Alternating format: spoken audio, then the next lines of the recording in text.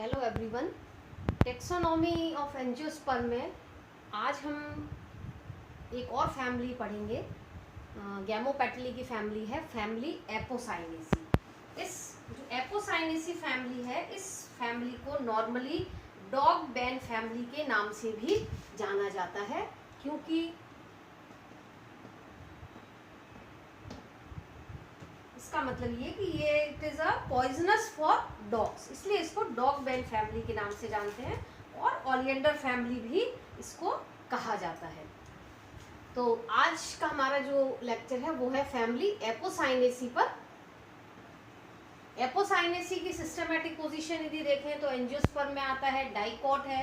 जैसे बताया, अभी तक पॉलीपेटली पढ़ रहे थे, अब हम गैमोपेटली की फैमिली स्टार्ट की है। गैमोपेटली में इससे पहले आपको एस्ट्रेसी एक फैमिली और बताई थी। गैमोपेटली में 3 सीरीज आती हैं, इन्फेरी, हिट्रोमेरी, बाइकार्पेटी। इन्फेरी में आपको एस्ट्रेसी फैमिली से पहले बता दी थी। आज दूसरी जो सीरीज है, सीरीज बाइकार्पेटी। बाइकार्पेटी का मतलब नाम से ही पता चल रहा है। बाइकार्पेटी में क्या होगा कि कार्पल 2 होंगे, 2 अंडक, और जो ओवरी है वो सुपीरियर होगी, ऊर्ध्ववर्ती। ठीक है। और ये जो सीरीज डाइकार्पेटी है, इसमें ऑर्डर आता है इसका जेंशियनेल्स। ऑर्डर जेंशियनेल्स के जो कैरेक्टर आते हैं, ऑर्डर जेंशियनेल में लीफ सामान्यतः ऑपोजिट होती है, सम्मुख होती हैं, एक दूसरे के आमने सामने लगी हुई होती है। इसके अलावा इस ऑर्डर में पुष्प एक्टिनोमॉर्फिक होता है, त्रिज्या सममित,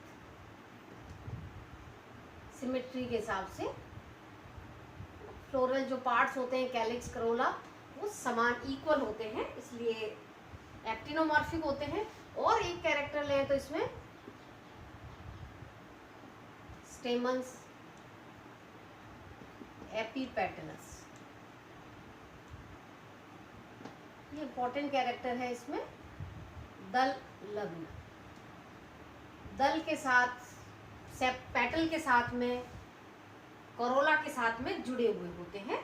तो ये जेंशियनेल के कैरेक्टर्स हैं। इसमें आता है फैमिली एपोसाइनेसी। यदि एपोसाइनेसी की बात करें तो एपोसाइनेसी में इंपॉर्टेंट कैरेक्टर देखें तो इन्फ्लोरेसेंस साइमोस होता है, इसके अंदर स्टेमन्स एपीपेटलस कंडीशन होती है, गाइनेंड्रस नहीं होते हैं, गाइनोशियम से नहीं जुड़े हुए होते हैं।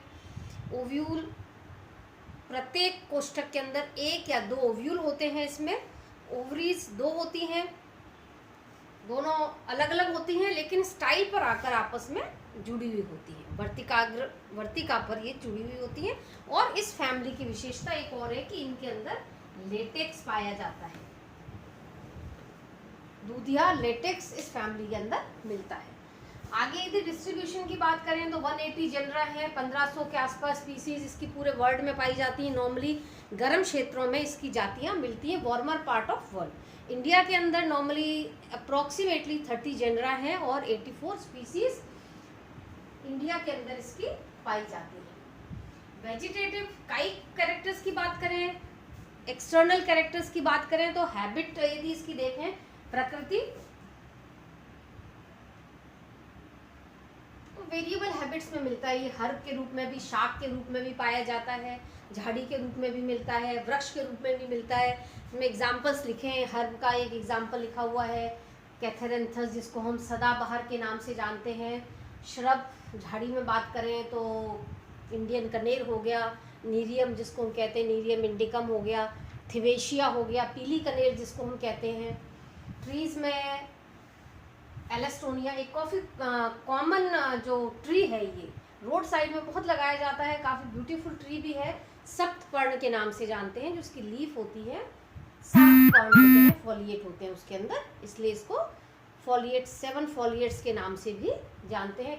एक क्लाइंबर के रूप में भी इसके अंदर मिलता है वेलेरिस। नॉर्मली आरोही पादप नहीं होते, लेकिन एक्सेप्शन है वेलरिस एक आरोही पादप के रूप में स्कूल के अंदर मिलता है।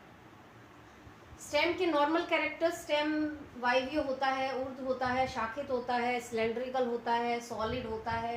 यदि ट्री है तो काष्ठीय होगा, वुडी होगा।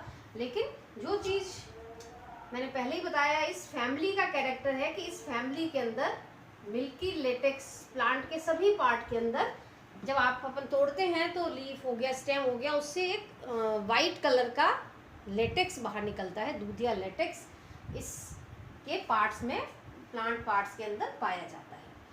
पत्तियां, लीव्स सामान्यतः एक्स स्टिपुलेट होती, अनुपर्ण नहीं पाए जाते हैं, व्रंतयुक्त होती हैं, या कभी कभी व्रंत काफी छोटा होता है तो इसको हम कह देते हैं सबसेसाई, छोटे व्रंतयुक्त होती है।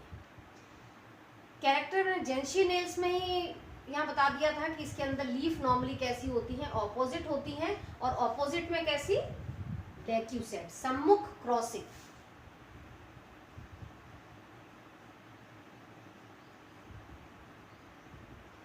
ये सारे टर्मिनोलॉजी जब आपको बताई थी तो उसमें बताया था कि सम्मुख क्रॉसित क्या होती है। दो तरह की अरेंजमेंट होता है सम्मुख के अंदर, एक सुपरपोज अध्यारोपित होती हैं जो एक दूसरे के ऊपर लगी हुई थी, एक पेड़ दूसरे पेड़ के ऊपर होता है, और सम्मुख क्रॉसित के अंदर एक पेड़ दूसरे पेड़ को ओवरलैप करते हुए होता है। इसलिए इसको हम, एक जो नीचे वाला पेड़ होता है उसके ऊपर वाला जो पेड़ होता है उसके पूरे राइट एंगल पर होता है, 90 डिग्री पर, उसको हम कह देते हैं ऑपोजिट डेक्यूसेट। लेकिन उसके बाद ऑल्टरनेट लीफ थेवेशिया के अंदर लेकिन एकांतर पत्तियां पाई जाती हैं। मेन जो कैरेक्टरिस्टिक फीचर है वो तो ऑपोजिट ही है इसका, पत्तियां सम्मुख होती है, लेकिन एक्सेप्शन में ऑल्टरनेट पत्तियां थेवेशिया के अंदर होती हैं, वर्ल्ड मीडियम के अंदर होती हैं, एलेस्टोनिया के अंदर भी वर्ल्ड लीफ पाई जाती हैं। लीफ सरल होती है, सिंपल होती है, मार्जिन स्मूथ होता है, चिकना होता है। एंटायर इसको कहते हैं एक शीरीय जालिकावत शिराविन्यास इनके अंदर पाया जाता है। ये कॉमन कैरेक्टर है लीफ के। अब बात करते हैं फ्लोरल पार्ट्स की, पुष्पीय लक्षण।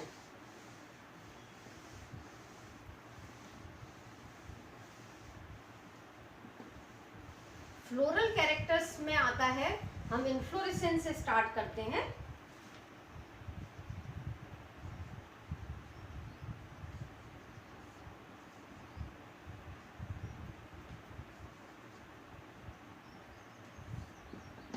इसको हम कहते हैं पुष्पीय लक्षण।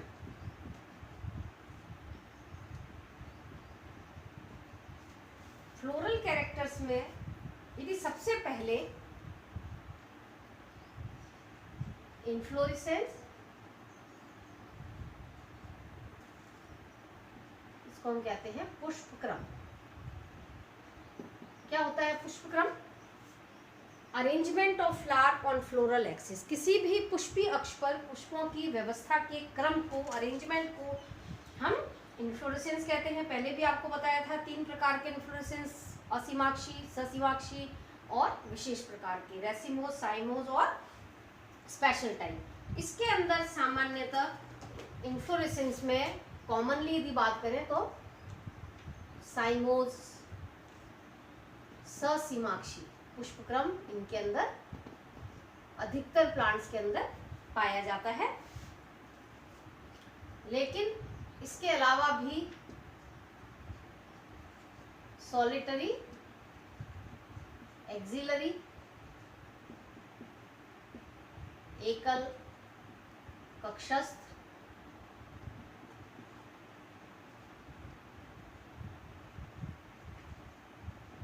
कैथेरेंथस के अंदर, सदाबहार के अंदर मिलता है,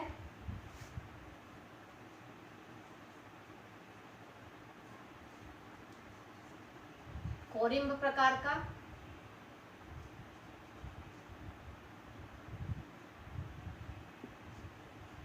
कैरिसा के अंदर, कोरोंदा जिसको हम कहते हैं, छत्रक,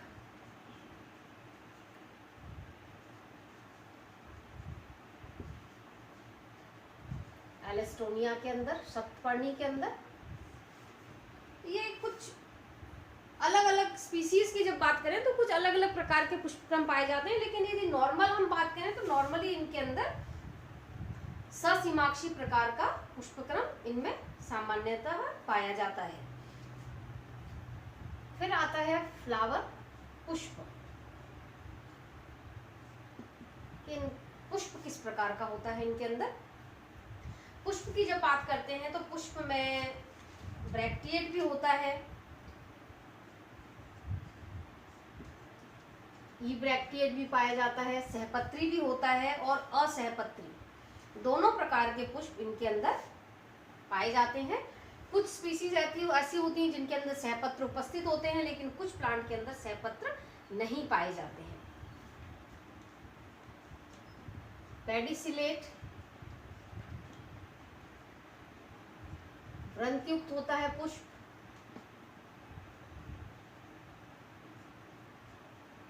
कंप्लीट एक्टिनोमॉर्फिक, त्रिज्या सममित, बाइसेक्सुअल,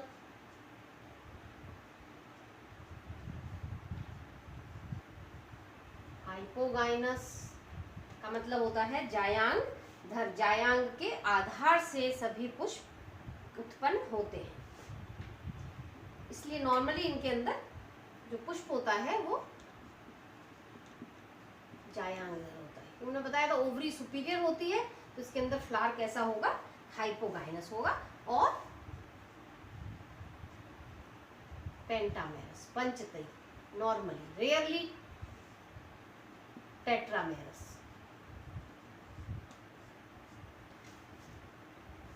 फ्लावर में सहपत्र उपस्थित हो सकता है, अनुपस्थित भी हो सकते हैं। नॉर्मली वृंतयुक्त होते हैं, पूर्ण होते हैं, त्रिज्या सममित होते हैं, द्विलिंगी होते हैं, हाइपोगाइनस होते हैं, पुष्प के भाग जायांग के आधार से उत्पन्न होते हैं और पंचतई होते हैं।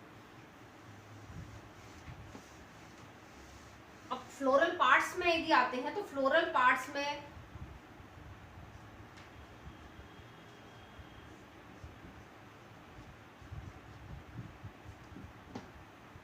सबसे पहले आता है आउटर वर्ल कैलिक्स, बाह्य दलपुंज। कैलिक्स को हम कहते हैं बाह्य दलपुंज और इसकी एक इकाई को हम कहते हैं सेपल। अब कैलिक्स में नॉर्मली हम क्या लिखते हैं? नंबर ऑफ सेपल और पेटल, 5 सेपल। दोनों प्रकार की कंडीशन इनके अंदर पाई जाती है, आइदर गैमोसेपलस और पॉलीसेपलस। कुछ स्पीसीज ऐसी होती हैं जिनके अंदर सेपल जुड़े हुए होते हैं और कुछ के अंदर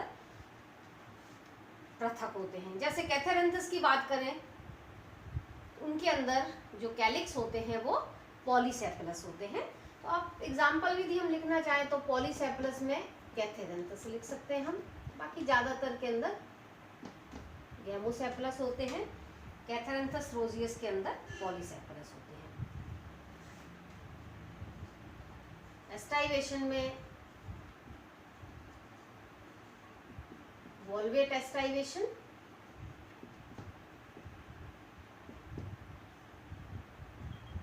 कोर स्पर्शी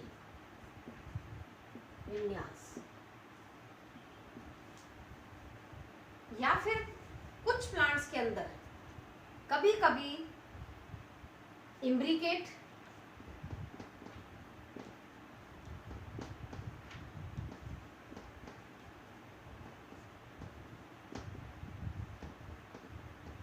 और कुंकुंशियल एस्टाइवेशन भी इनके अंदर पाया जाता है।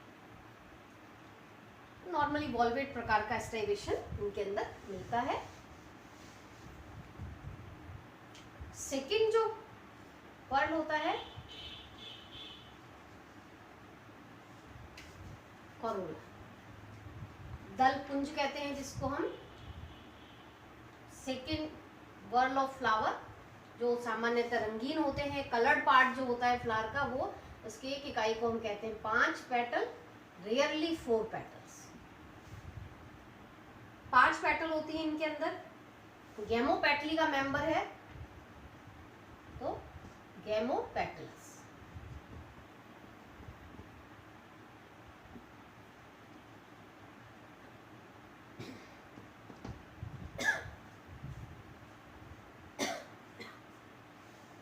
संयुक्त दली कैसे होंगे?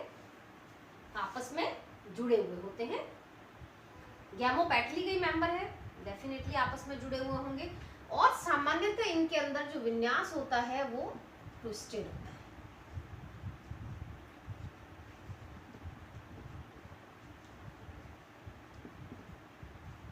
व्यवर्तित।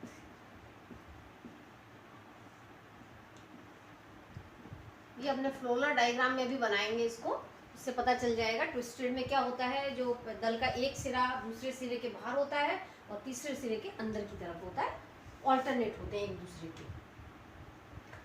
और इसके अलावा कभी कभी रेयरली वॉल्वेट आप कह सकते हो कि कोन स्पर्शी प्रकार का इनके अंदर पाया जाता है। और इसकी एक विशेषता, इसमें एक तो जो शेप होता है कोरोला का कई प्रकार का होता है। जैसे कि आप कैथेरेंथस ले लीजिए। कैथेरेंथस जो सदाबहार है उसमें क्या होता है, दिए के आकार का होता है, जिसको हम साल्वर शेप कहते हैं, दीपक के आकार का होता है।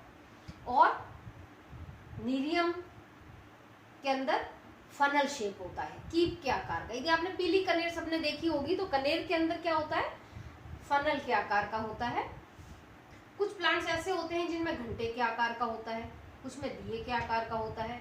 और इसके अलावा इसकी एक और विशेषता है कि इसके अंदर जो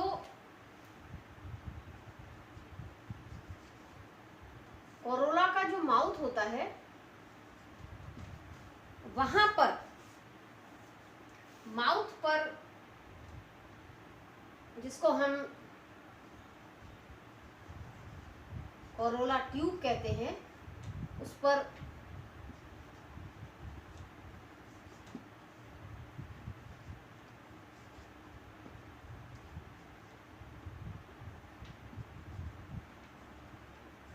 रोमिल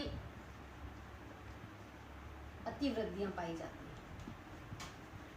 इसमें आप देख सकते हैं ये डायग्राम के अंदर जो एलएस फ्लावर का बनाया हुआ है, इसमें आप देख लीजिए नीचे की तरफ इसका थैलेमस है, पेडिसल है वृंतयुक्त, और ओवरी सुपीरियर है। ओवरी के नीचे से ही सारे पार्ट डेवलप हो रहे हैं इसके। ये पूरी की पूरी कोरोला ट्यूब बन रही है। इसको हम क्या कहते हैं,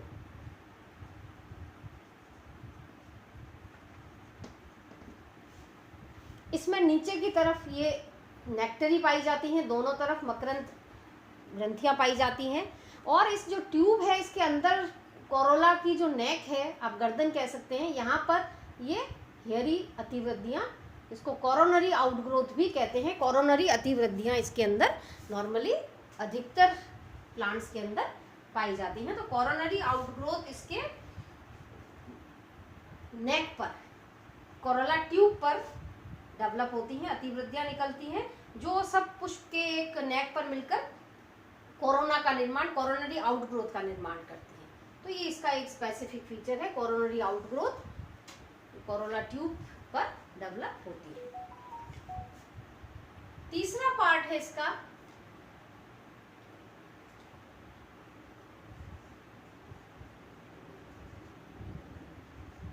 एंड्रोशियम।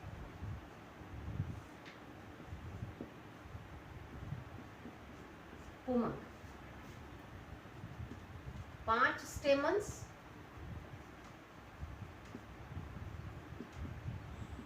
5 पुंकेसर पाए जाते हैं। पांचों पुंकेसर कैसे हैं, एक दूसरे से तो पृथक है।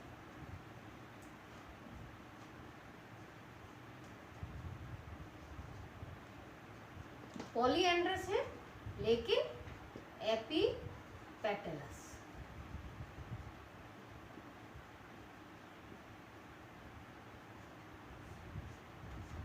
दल लग्न है। दल लग्न का क्या मतलब होता है, यहाँ इसके अंदर आप देखिए जो स्टेमन्स होते हैं, वो जो इसकी नेक होती है वहां पर आप दल पर जो इसका नेक है, कोरोना ट्यूब है ये, इस ट्यूब के अंदर यहाँ नेक पर पांचों स्टेमन्स दल के साथ में जुड़े हुए होते हैं। इस कंडीशन को कहते हैं पेटलस कंडीशन। तो दल के साथ जुड़े हुए ये भी इस फैमिली का एक कैरेक्टर है कि जो स्टेमन्स होते हैं वो एपीपेटलस होते हैं और दल के सम्मुख जो बाह्य दल है, बाह्य दल के सम्मुख होते हैं। यहाँ डायग्राम में बनाया हुआ है, बाह्य दल के सम्मुख होते हैं और दल के एकांतर होते हैं। ऑल्टरनी पेटलस होते हैं और एंटी सेपेलस पाए जाते हैं।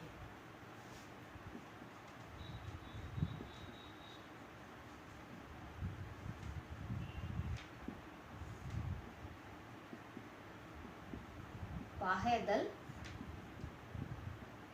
सम्मुख, एंटीसेपेलस या ऑल्टरनी पेटलस भी कहते हैं, दल के एकांतर स्थित होते हैं। फिलामेंट इसमें काफी छोटा होता है। ये स्टेमन्स का डायग्राम आप देख सकते हैं। जो स्टेमन्स होते हैं वो बाण के आकार के होते हैं।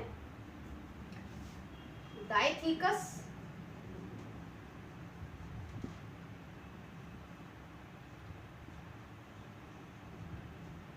बेसिफिक्स्ड,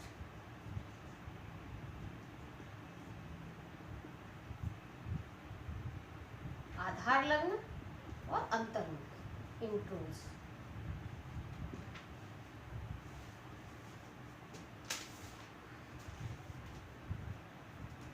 कॉमन जो कैरेक्टर हैं, स्टेमन्स तो 5 होते हैं, पॉलीएंड्रस होते हैं, एक दूसरे से अलग होते हैं, लेकिन जो कोरोला ट्यूब है उसके माउथ पर अंदर की तरफ उसके साथ में अटैच्ड होते हैं, जिसको हम एपीपेटलस कंडीशन कहते हैं। द्विकोष्ठी होते हैं, बेसिफिक्स्ड होते हैं, इंट्रोज होते हैं और इनका फिलामेंट काफी छोटा होता है। नेक्स्ट जो पार्ट है फ्लोरल, अंतिम इनर वर्ल्ड जो है, इनर मोस्ट पार्ट है इसका,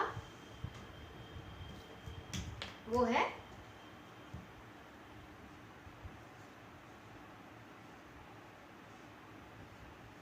गाइनोशियम, जायान,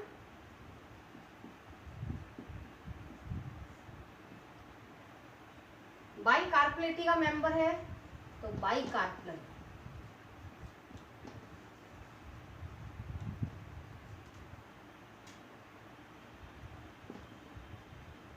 द्विअंडकी,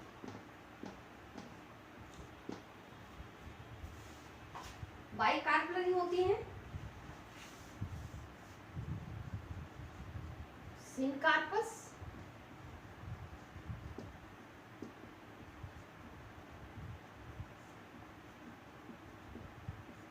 संयुक्त अंड। इस पर्टिकुलर फैमिली के अंदर जो ओवरीज होती है, हमने लिख दिया बाइकार्पलरी, सिनकार्पस है, ओवरी सुपीरियर होती है,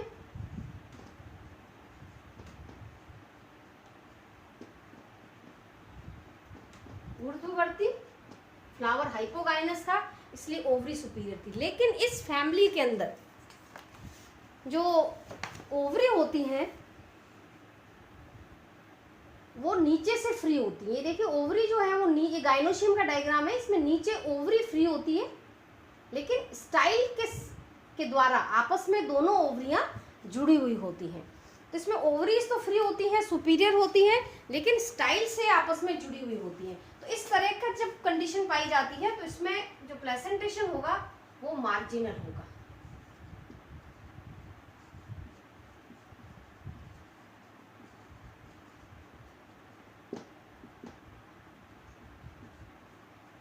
सीमांत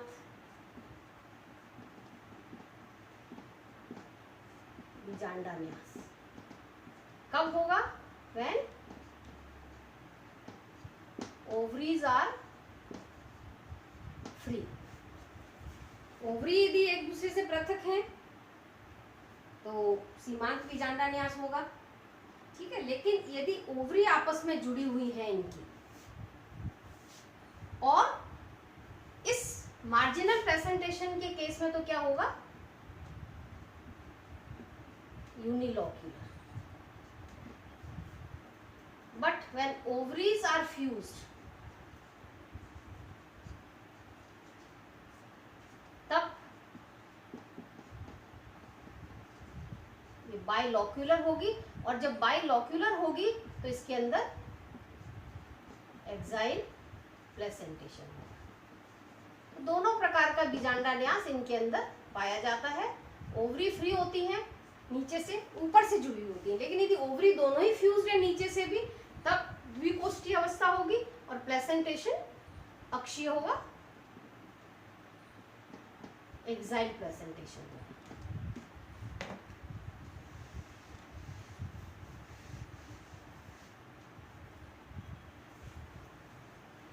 और इसके अंदर जो स्टाइल होती है वो काफी लंबी होती है,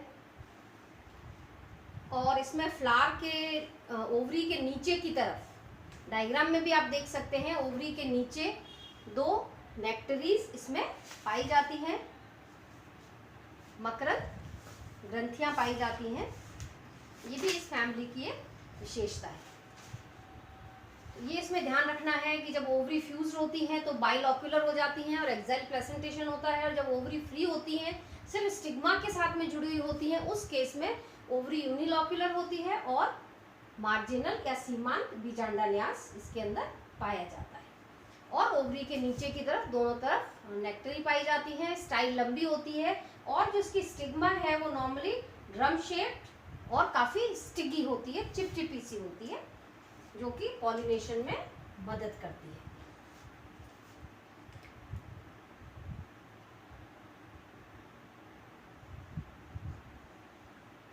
फ्लोरल फॉर्मूला,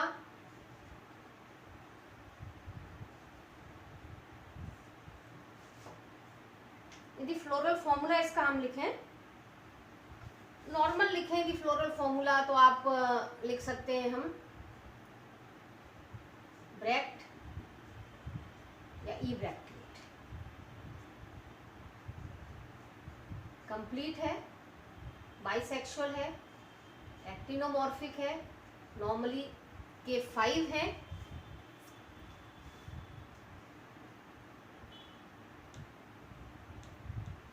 C 5 है, A 5 है, अलग है, लेकिन यहाँ पे दल के साथ में जुड़े हुए हैं।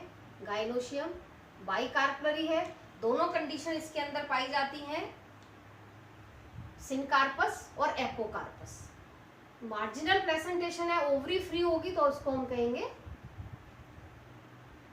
युक्तांड एपोकार्पस, और ओवरी इनके अंदर सुपीरियर होती है। इस तरह से फ्लोरल फॉर्मूला इसका हम लिख सकते हैं। और फ्रूट की यदि बात करें, फ्रूट इसके अंदर पेयर ऑफ फॉलिकल इनके अंदर पाया जाता है। इसके साथ ही साथ आप इसके डायग्राम देख सकते हैं। ये फ्लावर का एलएस है जिसमें ओवरी सुपीरियर है, ओवरी के नीचे कैलिक्स कोरोला, ये पूरी ट्यूब बन रही है, ये नीचे से ही इसका ओरिजिन हो रहा है। टीएस ऑफ ओवरी, ओवरी में देख लीजिए बाहर की तरफ ही नेक्टरी हैं, 2 अलग अलग लॉक्यूल्स बने हुए हैं, लॉक्यूल्स के अंदर ये मार्जिनल प्लेसेंटेशन है, जहाँ ओवरी वॉल मिलती है वहाँ प्लेसेंटा डेवलप होता है, और उसके ऊपर 2 ओव्यूल प्रत्येक लोक्यूल के अंदर पाए जाते हैं। फ्लोरल डायग्राम में आप देख लीजिए, जो बाहर कैलिक्स हैं वो 5 वॉल्वेट एस्टाइवेशन है, एक दूसरे से पृथक हैं, जुड़े हुए नहीं हैं। दल के अंदर पेटल्स के अंदर ट्विस्टेड व्यावर्तित विन्यास बनाए, जिसमें एक सिरा बाहर एक सिरा अंदर की तरफ होता है, फिर सेकंड का एक सिरा बाहर एक सिरा अंदर, थर्ड का भी एक सिरा बाहर एक सिरा अंदर, फिर फोर्थ पे एक सिरा बाहर एक सिरा अंदर, फिफ्थ में देख लीजिए एक सिरा बाहर है और एक सिरा अंदर। यहाँ आप देख लीजिए जो स्टेमन्स बनाए पांचों पृथक हैं, डाइथीकस हैं, लेकिन दल के साथ में जुड़े हुए हैं, तो इनको दल से जोड़ दिया। दल के एकांतर है, लेकिन बाह्य दल के सम्मुख होते हैं, सामने उपस्थित होते हैं। और मदर एक्सिस लगा दी हमने इसमें। नॉर्मली ब्रैक्ट अनुपस्थित है, ब्रैक्ट नहीं बनाया है इसके अंदर। तो ये है इसका फ्लोरल डायग्राम। तो ये मेन कैरेक्टर थे फैमिली एपोसाइनेसी के। अब यदि इम्पोर्टेंट प्लांट की बात करें इस फैमिली के अंदर, तो मैं कुछ 2-4 इम्पोर्टेंट प्लांट के नाम आपको इसमें बता देती हूँ।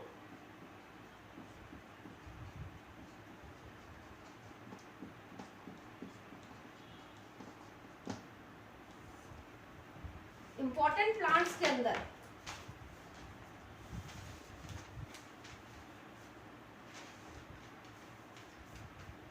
सबसे पहले यदि ऑर्नामेंटल प्लांट की बात करें,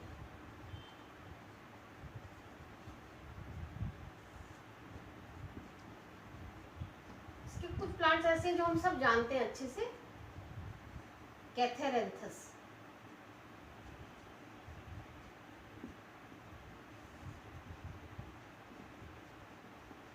रोजियस, इसको हम सदाबहार के नाम से भी जानते हैं, इसका सिनोनिम विंका रोजिया भी कहते हैं इसको।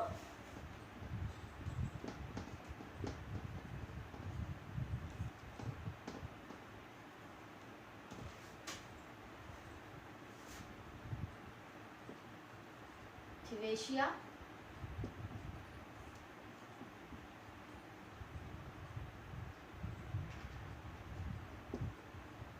पेरुवियाना, पीली कनेर के नाम से जानते हैं जिसको हम, गार्डन में बहुत अधिक लगाई जाती है, इजीली लग भी जाती है वार्मर एरिया के अंदर। इंडियन कनेर, नीरियम इंडिका, इसको हम कनेर कहते हैं, कनेर के नाम से, जिसपे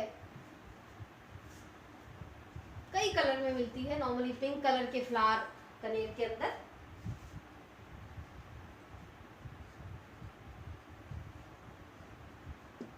प्लूमेरिया एल्बा, टेम्पल ट्री के नाम से जाना जाता है, काफ़ी ऑर्नामेंटल प्लांट है, फ्रेग्रेंस युक्त पादप है, खुशबू आती है। एल्बा मीन्स वाइट होता है, गुबरा मीन्स कई स्पीसीज हैं इसकी जिसपे रेड कलर के लगते हैं, तो ये भी एक काफ़ी कॉमन ऑर्नामेंटल प्लांट है।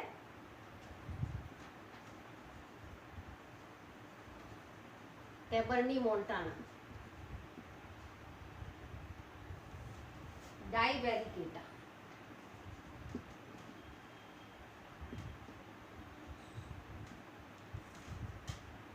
कौन सा प्लांट है ये? चांदनी, सफेद फूल लगते हैं जिसके, काफी अच्छी खुशबू आती है, ये भी इसी फैमिली का ही एक प्लांट है।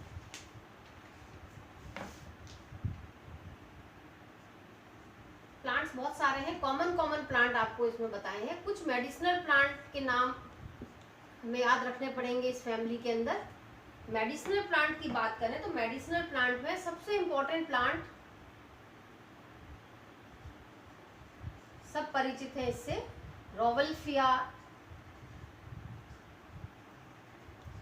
सर्पेंटाइना,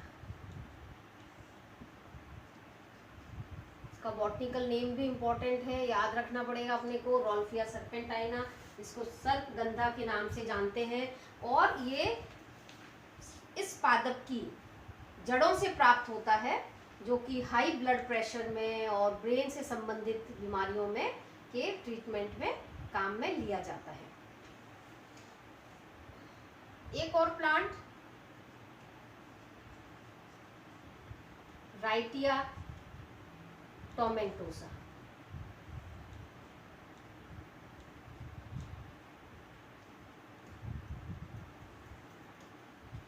ये एक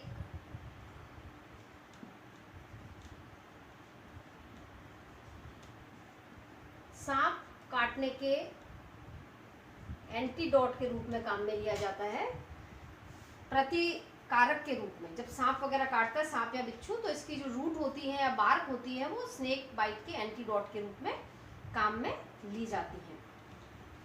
और एलेस्टोनिया, स्कोलेरिस, इसको हम सप्तपर्णी कहते हैं, ये भी जो इससे बार्क होती है वो नॉर्मली मेडिसिन के अंदर काम में ली जाती है। और एक प्लांट काफी कॉमन है, बार बार इस फैमिली में लिया जाता है, कैथेरेंथस रोजियस, सदाबहार, इसको हम सब जानते हैं। क्या उपयोग है? डायबिटीज के अंदर लीव्स वगैरह, इसकी जो लीफ होती हैं, फूल होते हैं, डायबिटीज़ में काम में लिए जाते हैं। जो रूट्स होती हैं जिससे एल्कलॉइड्स निकलते हैं वो एंटी कैंसर के रूप में काम में लिए जाते हैं। तो जो कैथेरेंथस रोजेस उसको हम बेस मान के इस फैमिली को पढ़ते हैं। तो ऑर्नामेंटल तो है ही, साथ साथ इसकी मेडिसिनल वैल्यू भी काफ़ी है और काफ़ी यूज में इसको लिया जाता है।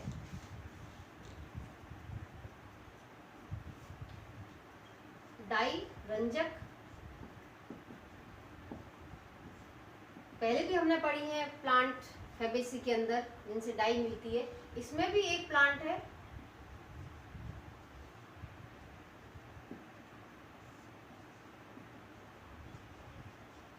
राइटिया टिंक्टोरिया। इस प्लांट के सीड से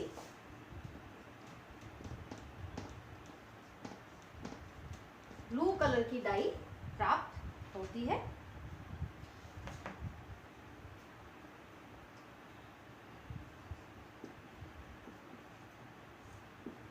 एडिबल प्लांट की बात करें खाद्य पदार्थ के रूप में,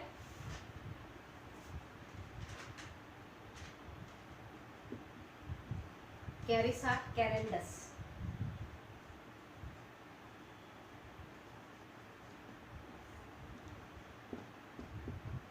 करोंदा जो कि अचार और सब्जी दोनों बनाने के काम में लिया जाता है, जिसकी सब्जी भी खाई जाती है और अचार के रूप में भी इसको काम में लिया जाता है। काष्ठीय पादप में वुड यदि मिलती है तो उसका एक प्लांट है एलेस्टोनिया स्कोलेरिस, शब्दपर्णी जिसको हम कहते हैं। इस जो प्लांट की कास्ट वुडी जो वुड मिलती है उससे पैकिंग केसेस वगैरह बनाए जाते हैं। कोई भी सामान पैक करने के लिए टी बॉक्सेस और स्लेट वगैरह बनती है ना, राइटिंग बोर्ड भी इससे बनाए जाते हैं। ये कुछ प्लांट हैं जो मेडिसिनली जो इकोनॉमिकली काफ़ी इंपॉर्टेंट प्लांट है इस फैमिली के। कुछ ऑर्नामेंटल प्लांट के रूप में काम में लिए जाते हैं, कुछ प्लांट्स की मेडिसिनल वैल्यू होती है। एडिबल प्लांट हैं जिनसे जो खाने के काम में आते हैं, डाई मिलती है। कास्ट के रूप में भी इस कुल के इस फैमिली के प्लांट उपयोग में लिए जाते हैं। तो आज आपको एक एपोसाइनेसी फैमिली के मेन कैरेक्टर्स के बारे में आज आपको बता दिया। Thank you.